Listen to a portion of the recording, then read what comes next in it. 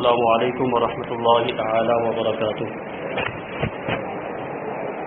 نحمده ونصلي ونسلم على رسوله الكريم اما بعد. فاعوذ بالله من الشيطان الرجيم. بسم الله الرحمن الرحيم. فخلف من بعدهم خلف اضاعوا الصلاة واتبعوا الشهوات فسوف يلقون غيا. صدق الله العظيم. ایک مرتبہ درود پاک پڑھ لیجیے. اللہم صلی علی سیدنا و مولانا محمد المعبود والسلام وعلیہ الکرام و بہ کریم مبارک وسلم. صلاۃ و سلام علیک یا رسول اللہ صلی اللہ تعالی علیہ وسلم. عزیزان ملت اسلامیہ، اس سے پہلے جمعہ میں جو بیان ہوا اس میں نماز کی فضیلت و اہمیت کو بیان کیا گیا. آج انشاءاللہ تبارک و تعالی اسی بیان کو آگے بڑھاتے ہوئے نماز کو چھوڑنے کی سزا اور اس کے انجام کے تعلق سے کچھ باتیں عرض کی جائیں گی. پچھلے بیان میں یہ بات ذکر کی گئی تھی کہ نماز کو چھوڑنا یہ بہت بڑا گناہ ہے اور اس کا عذاب کتنا سخت ہے. ایک روایت ذکر کی گئی تھی کہ قیامت کے دن میدان محشر میں جہنم سے ایک بچھو نکلے گا جس کی لمبائی آسمان و زمین کے برابر ہوگی اور جس کی چوڑائی مشرق اور مغرب کے برابر ہوگی. وہ میدان محشر میں 5 لوگوں کو تلاش کرے گا. فرشتے اس سے پوچھیں گے تو کسے ڈھونڈ رہا ہے؟ تو اس بچھو کا، وہ بچھو جس کا نام حریص ہوگا، وہ کہے گا کہ مجھے 5 لوگوں کی تلاش ہے. فرشتے پوچھیں گے وہ 5 لوگ کون ہیں؟ تو حریص بچھو کہے گا کہ ایک وہ شخص جو نماز نہیں پڑھتا، دوسرا وہ شخص جو زکات ادا نہیں کرتا، تیسرا وہ شخص جو ماں باپ کی نافرمانی کرتا ہے، چوتھا وہ شخص جو شراب نوشی کرتا ہے، شراب پیتا ہے، اور 5واں وہ شخص جو مسجد میں دنیا کی باتیں کرتا ہے. مسجد میں دنیا کی باتیں کرنا یہ جائز نہیں، کیونکہ مسجد یہ اللہ تبارک و تعالیٰ کے ذکر کے لیے بنائی گئی ہے، اللہ تبارک و تعالیٰ کی عبادت کے لیے بنائی گئی ہے. تو مسجد میں وہی کام کیا جا سکتا ہے جو اللہ کے ذکر میں شمار کیا جائے، اور مسجد میں وہی کام کیا جا سکتا ہے جو عبادت میں شمار ہوتا ہے. اس کے علاوہ دنیا کی باتیں کرنا، یہاں بیٹھ کر اور فضول کی باتیں کرنا، دنیا کے حساب کتاب یہاں بیٹھ کر کرنا، یہ ہرگز جائز نہیں ہے. آپ یاد رکھیں، اللہ کے رسول صلی اللہ علیہ وسلم نے ایک حدیث پاک میں ارشاد فرمایا ہے کہ یاتی علی الناس زمان یکون حدیثهم فی امر دنیاہم فی مساجدہم، کہ لوگوں پر ایک زمانہ ایسا آئے گا کہ لوگ اپنی دنیا کی باتیں مسجد میں بیٹھ کر کریں گے. قیامت کے قریب ایک زمانہ ایسا آئے گا کہ لوگ اپنی دنیا کی باتیں مسجد میں بیٹھ کر کیا کریں گے. تو خبردار ہو جاؤ، اللہ تبارک و تعالیٰ کو ان کی کوئی حاجت نہیں ہے، ان کی کوئی ضرورت نہیں ہے.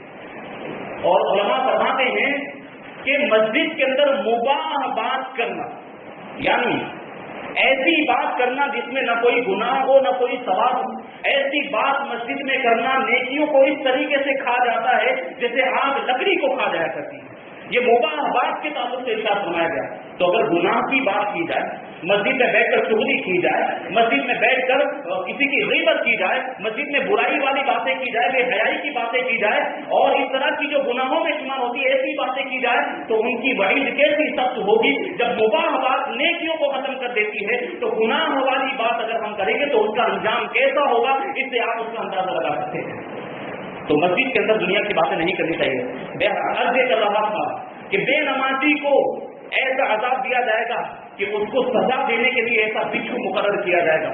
پھر میں نے عرض کیا تھا اسی بیان کے اندر کہ ایک روایت میں یہ آیا ہے کہ من حافظ علیہا کانت لہو نورا و برہانا و نجاتا یوم القیامہ، کہ جو نمازوں کی پابندی کرتا ہے، جو نمازوں کا اہتمام کرتا ہے، اس کے حقوق کو ادا کرتا ہے، یہ نماز اس کے لیے قیامت کے دن نور ہوگی، اس کے لیے روشنی کا سامان یہ فراہم کرے گی، سارے اندھیروں کو دور کر دے گی، پھر اسے اندھیرا نہیں ستائے گا، پھر اسے تاریکی نہیں ستائے گی، اور یہ نماز اس کے لیے دلیل ہوگی. اس بات کی دلیل ہوگی کہ یہ نیک ہے، اس کا شمار نیک لوگوں میں ہونا چاہیے، اسے جہنم سے آزادی ملنی چاہیے، اور یہ جہنم سے آزادی اور جہنم سے نجات کا ذریعہ بھی نماز بنے گی. یہ نماز نمازی کو جہنم سے آزادی دلائے گی اور جنت میں لے کر جائے گی. وَمَن لَّمْ يُحَافِظْ عَلَيْهَا لَمْ تَكُن لَّهُ نُورًا وَبُرْهَانًا وَنَجَاةً يَوْمَ الْقِيَامَةِ. اور جو نمازوں کی پابندی نہیں کرتا، یہ نماز قیامت کے دن اس کے لیے نہ تو نور ہوگی، نہ دلیل ہوگی، نہ جہنم سے آزادی اور نجات کا ذریعہ بنے گی، بلکہ بے نمازی شخص کان یوم القیامت مع قارون وفرعون وحامان وابی بن خلف، اور بے نمازی شخص قیامت کے دن قارون، فرعون، حامان اور ابی بن خلف جیسے کافروں کے ساتھ ہوگا. یہ اپنے اپنے زمانے کے انتہائی سخت ترین کافر گزرے ہیں، ایسے کافروں کے ساتھ بے نمازی کا حشر ہوگا. کیا ہم چاہتے ہیں کہ ہمیں ایسے کافروں کے ساتھ اٹھایا جائے؟ ہم ہرگز یہ نہیں چاہتے کہ ہمارا حشر ایسے کافروں کے ساتھ.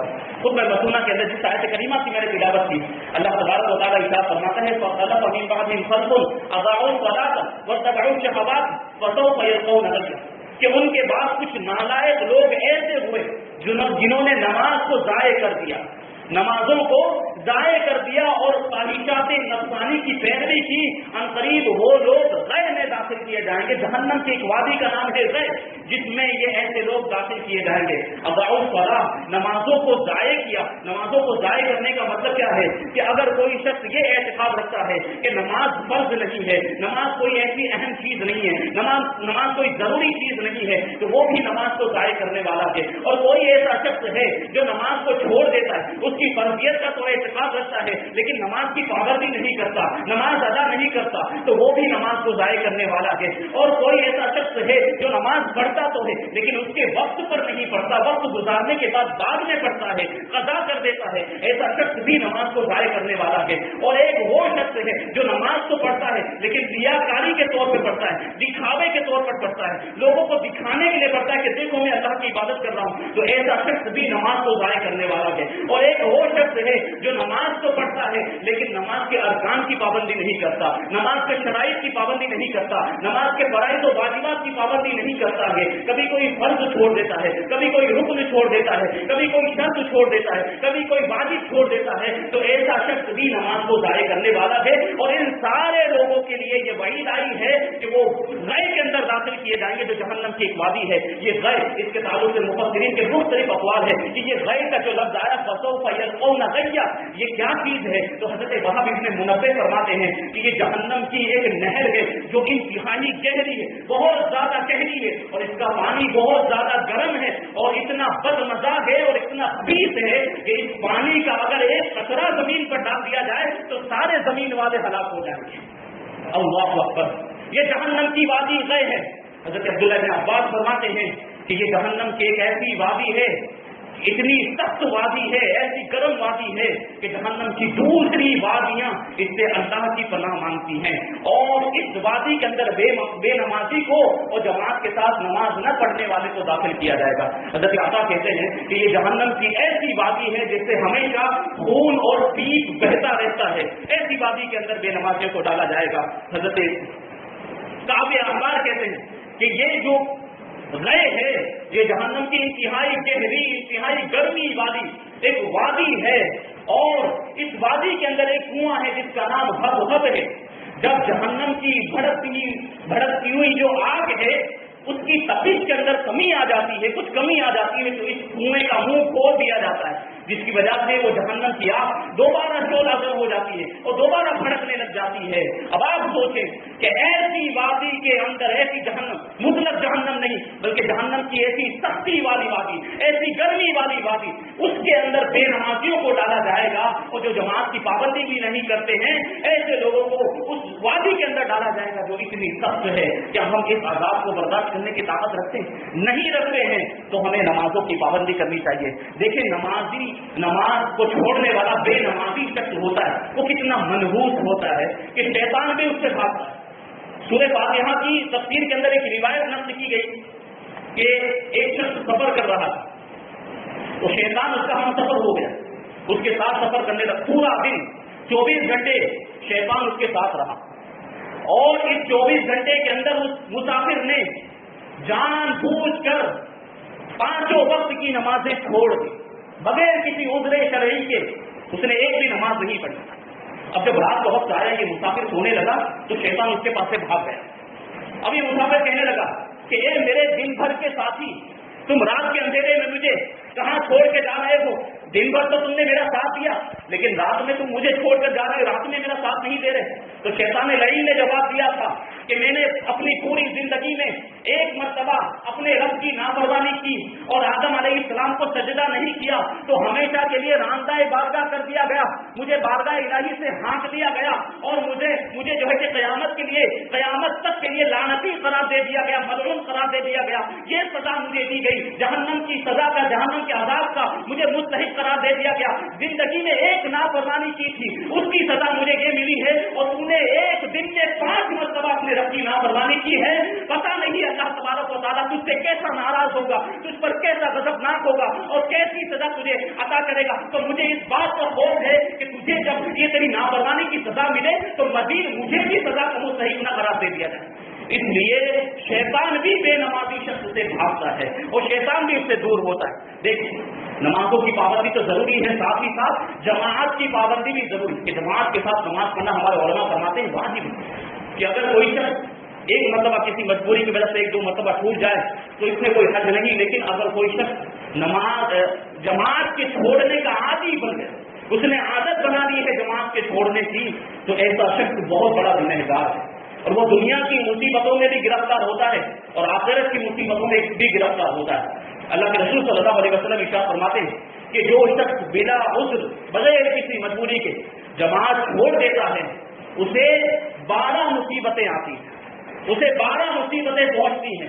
3 مصیبتیں اسے دنیا کی زندگی میں آتی ہیں، اور 3 مصیبتیں موت کے وقت اسے ملیں گی، اور 3 مصیبتیں قبر میں اسے دی جائیں گی، اور 3 مصیبتیں ایسی ہیں جو قیامت کے دن اسے ملیں گی۔ یہ 12 مصیبتیں جماعت کے ساتھ نماز نہ پڑھنے والے کو آتی۔ ان میں سے 3 مصیبتیں جو دنیا کی مصیبتیں ہیں، پہلی مصیبت یہ ہے کہ وہ دنیا کے اندر اس کی کمائی اور اس کے رزق سے برکت اٹھا لی جاتی ہے۔ یہ پہلی مصیبت دنیا کی مصیبت کہ اس کی کمائی اور اس کے رزق سے، اس کی روزی سے برکت اٹھ جاتی ہے۔ دوسری دنیا کی مصیبت یہ ہے کہ اسے اس نور سے محروم کر دیا جاتا ہے جو صالحین کو، نیک لوگوں کو عطا کیا جاتا ہے، وہ نور بے نمازی کو نہیں ملتا۔ اور تیسری مصیبت یہ ہے کہ مومنوں کے دلوں میں اس کی نفرت پیدا کر دی جاتی ہے، اور مومنین اس کو بہت ہی زیادہ ناپسند کرتے ہیں۔ یہ دنیا کی مصیبتیں۔ اور موت کے وقت کی جو مصیبتیں ہیں، وہ پہلی مصیبت یہ ہے کہ جب اس کی نزا کا وقت آئے گا، جب روح نکلنے کا وقت آئے گا، تو اسے ایسی شدید پیاس محسوس ہوگی کہ اگر ساری دنیا کی نہریں اس سے پلا دی جائیں جبکہ اس کی پیاس نہیں بجھے گی، ایسی سخت پیاس اسے نزا کے وقت محسوس ہوگی۔ اور موت کے وقت کی دوسری مصیبت یہ ہے کہ اس کی جو روح قبض کی جائے گی تو انتہائی شدت کے ساتھ، انتہائی سختی کے ساتھ اس کی روح کو قبض کیا جائے گا، اس میں سختی اور شدت اختیار کی جائے گی۔ اور تیسری مصیبت یہ ہے کہ ایمان کی دولت اس وقت لٹ جانے کا اندیشہ ہوگا۔ بے نمازی جو شخص ہوگا، جو جماعتوں کی پابندی نہیں کرتا ہوگا، موت کے وقت اس کے ایمان کی دولت کے لٹ جانے کا اندیشہ ہوگا۔ کتنی بڑی یہ مصیبت ہے، یہ موت کے وقت کی مصیبت۔ اب قبر کی 3 مصیبتیں کون سی ہیں؟ پہلی مصیبت یہ ہے کہ منکر نکیر کے جو سوالات ہوں گے اس کے لیے انتہائی مشکل ہو جائے، جواب دینا بہت ہی دشوار ہو جائے گا اس کے لیے۔ اور دوسری مصیبت یہ ہوگی کہ اس کی قبر کے اندر بہت سخت اندھیرا ہوگا، اس کی قبر انتہائی تاریک ہوگی۔ اور قبر کی تیسری مصیبت یہ ہے کہ قبر اس کے لیے اتنی تنگ ہو جائے گی، اتنی سکڑ جائے گی کہ اس کی پسلیاں آپس میں ایک دوسرے میں پیوست ہو جائیں گی، ایسی اس کی قبر ہو جائے گی۔ یہ قبر کی مصیبتیں۔ اور قیامت کے دن کی مصیبتیں کیسی ہیں؟ قیامت کے دن کی پہلی مصیبت یہ ہے کہ اس کا حساب انتہائی سخت ہو، سخت اس کا محاسبہ ہوگا، حساب و کتاب اس کا بہت زیادہ سخت ہوگا۔ اور دوسری مصیبت یہ کہ اللہ تبارک و تعالیٰ اس سے ناراض ہوگا۔ اور قیامت کی تیسری مصیبت یہ ہے کہ وہ جہنم کے عذاب کا مستحق قرار دیا جائے گا اور اسے جہنم میں ڈال دیا جائے گا۔ یہ دیکھیے بے نمازی شخص کی مصیبتیں کہ دنیا میں بھی اسے مصیبتوں کا سامنا ہے، موت کے وقت بھی، قبر میں بھی، اور قیامت کے دن بھی اسے مصیبتوں کا سامنا کرنا پڑے گا۔ یہ بے نمازی کی نحوست ہے، اور نماز نہ پڑھنے کی وجہ سے یہ ساری مصیبتوں کا سامنا کرنا پڑتا ہے۔ اللہ کے رسول صلی اللہ علیہ وسلم ارشاد فرماتے ہیں کہ تمہیں، صحابہ کرام کو مخاطب کرتے ہوئے کہتے ہیں کہ تمہیں اگر مجبوراً یہود و نصارہ کو سلام کرنا پڑے تو سلام کر لینا، لیکن میرے امت کے جو یہودی ہیں ان کو سلام مت کرنا، ان کو کبھی بھی سلام مت کرنا۔ تو صحابہ کرام نے پوچھا یا رسول اللہ کہ اس امت کے یہودی کون ہیں؟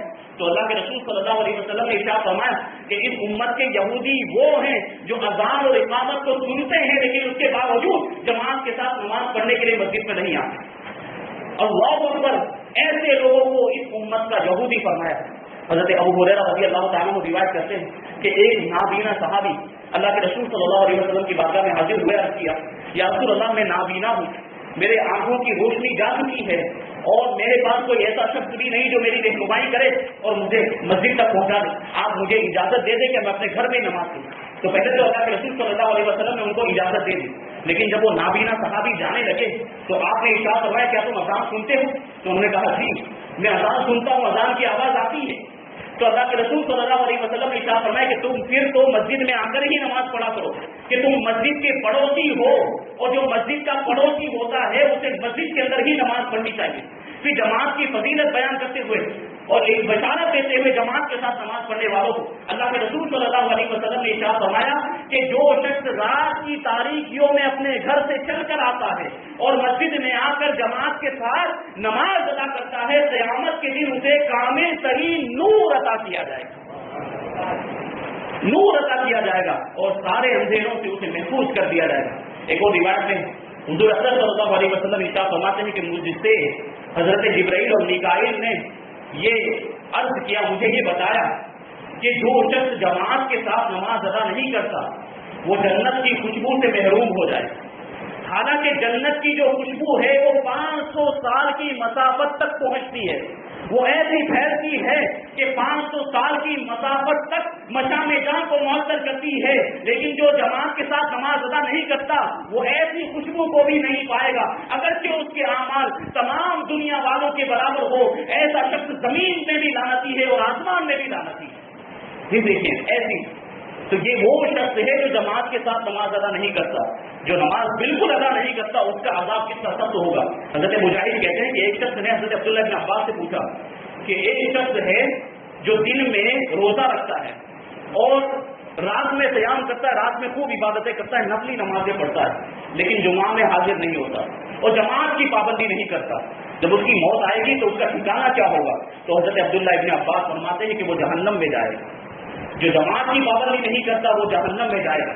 حضور اکرم صلی اللہ علیہ وسلم کے معجزات میں سے ایک معجزہ روایتوں میں آیا. حضرت عقیل روایت کرتے ہیں کہ ایک مرتبہ میں حضور صلی اللہ علیہ وسلم کے ساتھ ایک سفر میں تھا، ایک جنگل میں سفر کر رہے تھے کہ ایک اونٹنی دوڑتی ہوئی، ایک اونٹ دوڑتا ہوا حضور اکرم صلی اللہ علیہ وسلم کی بارگاہ میں حاضر ہوا اور حضور کی پناہ طلب کرنے لگا. تھوڑی دیر کے بعد ایک اعرابی، ایک دیہاتی اپنے ہاتھ میں تلوار لے کر آیا اور اونٹ کے قریب آ کر کہنے لگا کہ یہ اونٹ میرے حوالے کر دیا جائے، آج میں اس کو ذبح کر دوں گا. تو اللہ کے رسول صلی اللہ علیہ وسلم نے پوچھا کہ اے اعرابی، تیرا اور اس اونٹ کا معاملہ کیا ہے؟ یہ اونٹ میرے پاس آ کر میری پناہ مانگ رہا ہے. تو وہ اعرابی جو اونٹ کا مالک تھا وہ کہنے لگا کہ اس اونٹ کو میں نے بہت زیادہ قیمت دے کر خریدا ہے، لیکن یہ اونٹ میری بات نہیں مانتا، یہ اونٹ میری اطاعت نہیں کرتا. تو اللہ کے رسول صلی اللہ علیہ وسلم نے اس اونٹ سے پوچھا کہ تم اپنے مالک کی اطاعت کیوں نہیں کرتے، تم اپنے مالک کی بات کیوں نہیں مانتے؟ تو اس اونٹ نے فصیح عربی زبان کے اندر جواب دیا، اونٹ ہے، جانور ہے، قوت گویا ہی نہیں رکھتا، لیکن اللہ کے رسول کی بارگاہ کی برکت ہے کہ جانور بھی آپ کی بارگاہ میں بولنے لگ جاتے ہیں، انہیں بھی قوت گویا ہی مل جاتی. تو فصیح عربی زبان میں جواب دیتا ہے کہ اس کی خدمت کا مجھے انکار نہیں، میں اس کی خدمت کا منکر نہیں ہوں، لیکن اس کی قوم کے لوگ ایک ایسی نافرمانی اور ایک ایسے بڑے گناہ کے مرتکب ہیں کہ اس گناہ کا مجھے خوف ہے. اس کی قوم اور اس کے قبیلے کے لوگ رات میں عشاء کی نماز پڑھے بغیر ہی سو جاتے ہیں، عشاء کی نماز نہیں پڑھتے اور سو جاتے ہیں، اور یہ شخص ان کو روکتا نہیں، ان کو نماز پڑھنے کی ترغیب نہیں دلاتا ہے.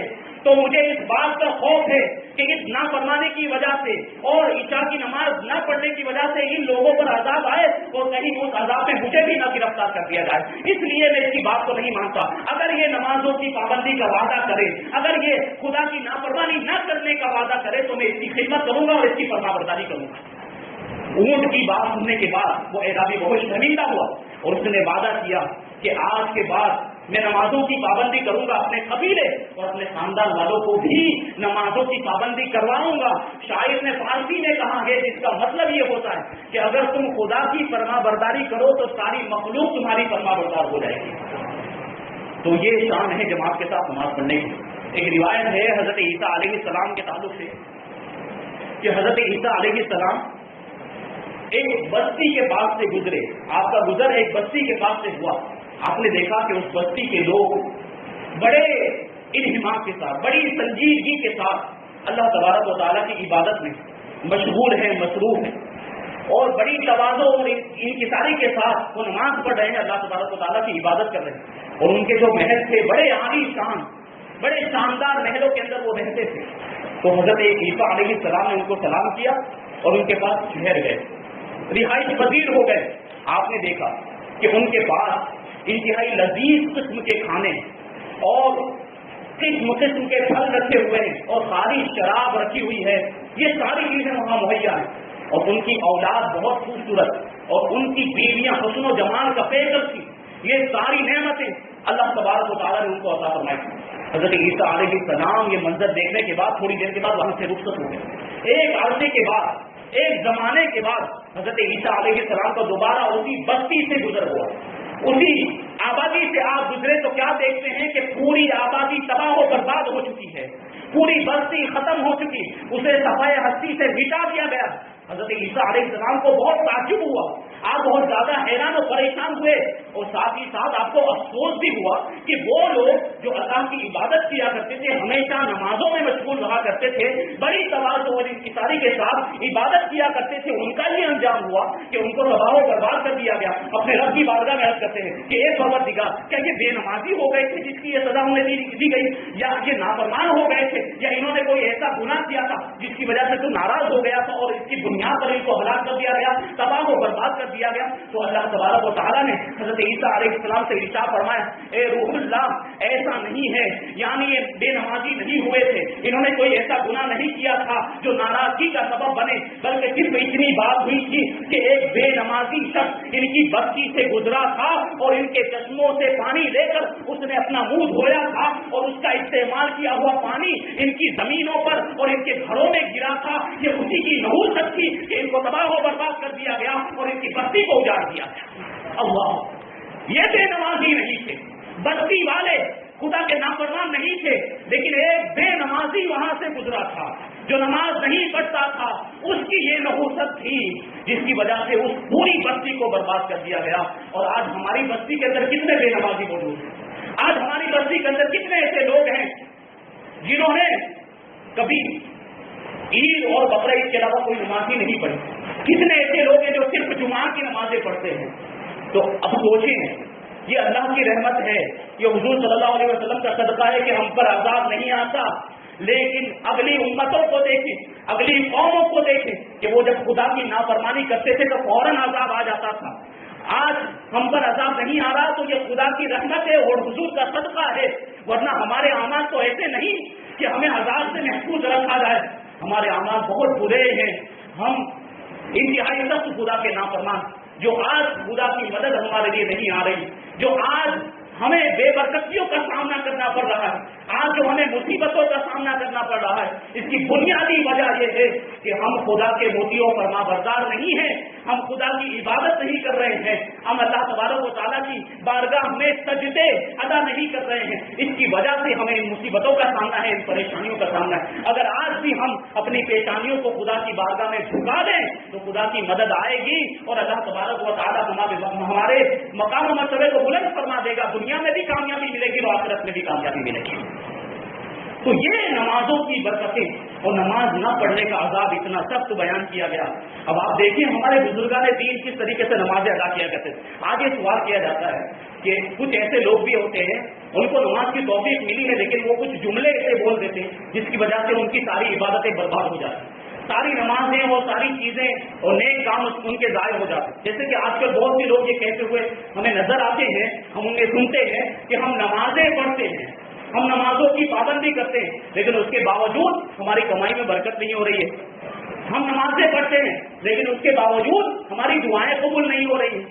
تو سب سے پہلے تو وہ لوگ اپنے ان جملوں سے توبہ کریں کہ ان کے یہ جملے، ان کے یہ الفاظ انتہائی سخت ہیں. وہ کس پر اعتراض کر رہے ہیں، وہ کس پر سوال اٹھا رہے ہیں؟ وہ اللہ پر سوال اٹھا رہے ہیں، وہ خدا پر اعتراض کر رہے ہیں. اور کسی بھی مخلوق کو، چاہے وہ کوئی بھی مخلوق ہو، اپنے خالق پر اعتراض کرنے کا کوئی حق نہیں ہے۔ اللہ تبارک و تعالیٰ اس کی ذات پر کسی کو سوال اٹھانے کا کوئی بھی حق نہیں ہے۔ اللہ جس حالت میں ہمیں رکھے، ہمیں اس حالت پر راضی رہنا چاہیے، یہ سب سے پہلے ذہن میں رکھیں۔ دوسری بات یہ ہے کہ نمازوں کی برکتیں ہمیں کیوں نہیں مل رہی، نمازوں کی وجہ سے ہماری روزیوں میں برکت کیوں نہیں ہو رہی، ہمیں دنیا کی کامیابی اور آخرت کی کامیابی کیوں نہیں مل رہی، اس کی وجہ یہ ہے کہ ہماری نمازیں بھی تو ایسی ہونی چاہیے۔ ہماری نمازیں دیکھ لیں آپ کہ ہم مسائل نہیں جانتے، بنیادی طور پر ہم ارکان کی پابندی نہیں کرتے، ہم فرائض اور شرائط واجبات کی پابندی نہیں کرتے، تو پھر ایسی نمازیں قبول کیسے ہوں؟ پھر اگر ہم شرائط کی پابندی کر بھی لے، فرائض اور ارکان کی واجبات کی پابندی کر بھی لے، تو خوشی و خضوع کہاں سے لائیں گے؟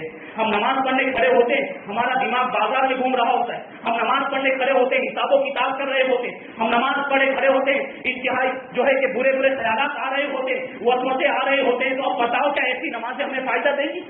کیا ایسی نمازوں کی برکتیں ہمیں حاصل ہوں گی؟ نہیں ہوں گی۔ ہمیں اپنی نمازوں کو بھی سدھارنا ہوگا اور خوشی و خضوع پیدا کرنا ہوگا۔ دیکھیے اللہ والے کیسی عبادتیں کیا کرتے تھے، اللہ کے نیک بندوں کی نمازوں کا آپ اندازہ لگائیں۔ حضرت مولا کائنات علی مرتضیٰ شیر خدا رضی اللہ تعالیٰ عنہ فاتح سے پر ایک جہاد میں، ایک جنگ کے موقع پر ایک تیر آپ کی ران میں لگ گیا۔ اب لوگ اسے نکالنے کی کوشش کر رہے ہیں، لیکن بہت زیادہ تکلیف ہو رہی، نکال نہیں پا رہے، بہت زیادہ تکلیف ہو رہی۔ تو لوگوں نے آخر میں مشورہ یہ کیا کہ جب علی نماز پڑھنے کے لیے کھڑے ہوں گے تب یہ تیر نکال دیا جائے۔ ایسا ہی ہوا، جب نماز کا وقت آیا، حضرت علی رضی اللہ تعالیٰ عنہ نماز کے لیے کھڑے ہوئے، جیسے ہی سجدے میں گئے لوگوں نے وہ تیر نکال لیا۔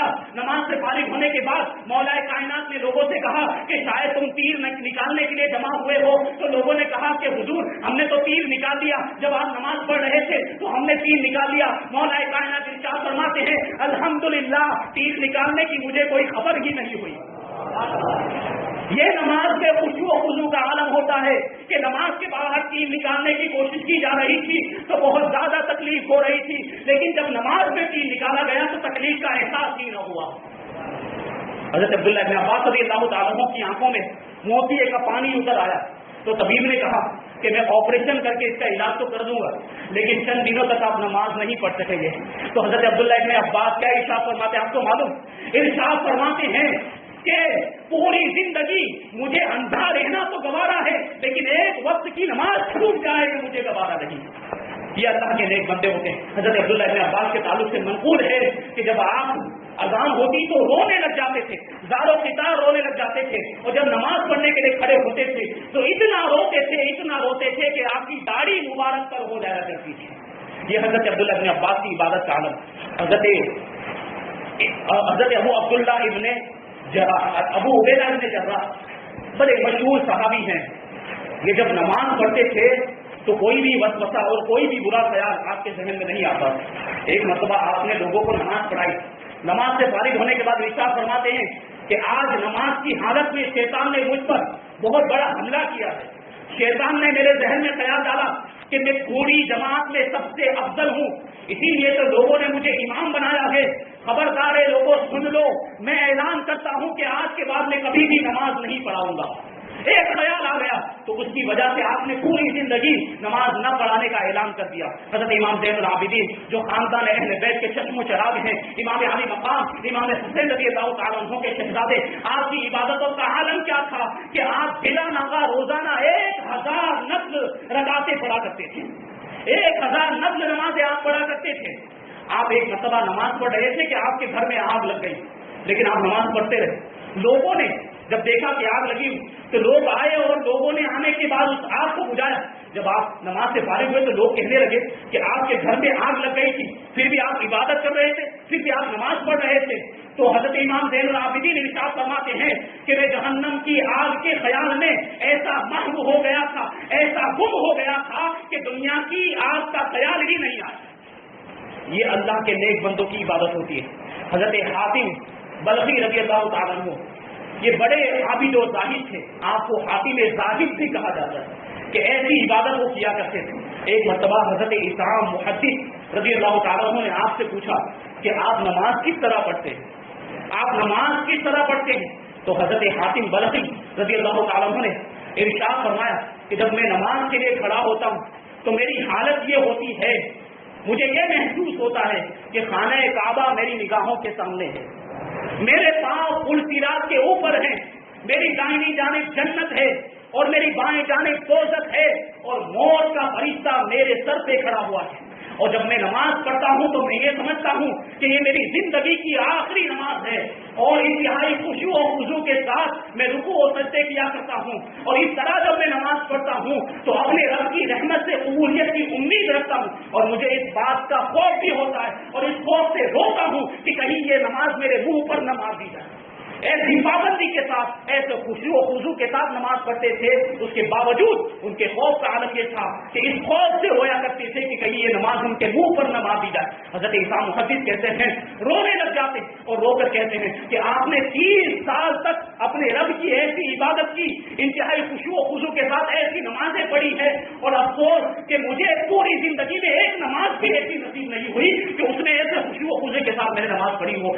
یہ بزرگوں کی نماز ہے، وہ اس طریقے سے خضوع و خشوع کے ساتھ نماز پڑھا کرتے تھے کہ خانہ کعبہ ان کی نگاہوں کے سامنے ہوتا تھا، پل صراط پر اپنے آپ کو سمجھتے تھے، دوزخ کو اپنی بائیں طرف دیکھتے تھے، جہاں جنت کو اپنی دائیں طرف دیکھا کرتے تھے، اور انتہائی خشوع و خضوع کے ساتھ رکوع و سجدے کیا کرتے تھے۔ تب جا کے انہیں کامیابی ملتی تھی، تب جا کے ان کی دعائیں قبول فرماتا تھا اللہ تبارک و تعالیٰ، اور ان کو مستجاب الدعوات بنا دیتا تھا۔ تو ایسی عبادتیں کرنی پڑے گی، ایسی نمازیں پڑھنی پڑے گی، جب جا کے ہماری دعائیں قبول ہوں گی اور ہمیں برکتیں ملیں گی۔ حضرت حاتم بلخی کہتے ہیں، ان کے تعلق سے روایت ہے کہ پوری زندگی تو انہوں نے نمازوں کی پابندی کی، لیکن ایک مرتبہ کسی مجبوری کی وجہ سے ان کی جماعت چھوٹ گئی تو بہت زیادہ غم زدہ ہو گئے، غم سے نڈھال ہو گئے، رونے لگ گئے، اور اتنا روئے کہ آپ کے احباب میں سے 2 لوگ آپ کی تعزیت کے لیے آئے، آپ کو تسلی دینے کے لیے آئے۔ اس زمانے میں عام طور پر کیا ہوتا ہے، جب کسی کا انتقال ہو جاتا ہے تب تعزیت کے لیے جاتے ہیں، تب تسلی دینے کے لیے جاتے ہیں، لیکن اس زمانے میں جب کسی کی نماز چھوٹ جاتی تھی تب بھی لوگ تعزیت کے لیے جایا کرتے تھے، یہاں تک کہ کسی کی جماعت چھوٹ جائے تب بھی لوگ تعزیت کے لیے جایا کرتے تھے۔ حضرت حاتم بلخی بہت زیادہ رو رہے تھے، 2 لوگ آپ کی تعزیت کے لیے آئے۔ جب ان 2 لوگوں کو آپ نے دیکھا تو ارشاد فرمایا کہ اگر میرے بیٹے کا انتقال ہو گیا ہوتا، اگر میرا بیٹا مر گیا ہوتا تو بلخ کے آدھے لوگ میری تعزیت کے لیے آ جاتے، آج میری جماعت چھوٹ گئی ہے تو صرف 2 لوگ آئے ہیں میری تعزیت کے لیے۔ اللہ اکبر کہ دنیا کی مصیبت لوگوں کی نظر میں یہ دین کی مصیبت سے بڑھ کر ہو گئی ہے، کہ دین کی مصیبت یہ ہے کہ لوگوں کی نماز چھوٹ جائے، اور دنیا کی مصیبت یہ ہے کہ کسی کا انتقال ہو جائے۔ تو کسی کے انتقال کو تو زیادہ فضیلت دیتے ہیں، فوقیت دیتے ہیں، لیکن آخرت کی مصیبت کو زیادہ ترجیح نہیں دیتے۔ تو یہ اللہ والوں کی عبادتیں ہوتی ہیں، ہمیں بھی اپنی عبادتوں کو ایسا بنانا ہے، ہمیں بھی اپنی نماز کے اندر خشوع و خضوع لانا۔ جب ہم خشوع و خضوع کے ساتھ نماز پڑھیں گے اور جس طرح اللہ کے نیک بندے عبادت کرتے ہیں اس طرح ہم عبادت کریں گے تو یقیناً اس کی برکتیں ہمیں ملے گی، ہماری دعائیں بھی قبول ہوں گی، ہمیں دنیا میں بھی کامیابی ملے گی اور آخرت میں بھی کامیابی ملے گی۔ اللہ تبارک و تعالیٰ کی بارگاہ میں دعا ہے کہ ہمیں اس طرح کی نمازیں پڑھنے کی توفیق عطا فرمائے، نماز پنج گانا با جماعت ادا کرنے کی توفیق عطا فرمائے، دنیا میں بھی کامیابی عطا فرمائے اور آخرت میں بھی کامیابی عطا فرمائے۔ وما علینا الا البلاغ۔ السلام علیکم۔ جن کی سنتیں باقی ادا کریں۔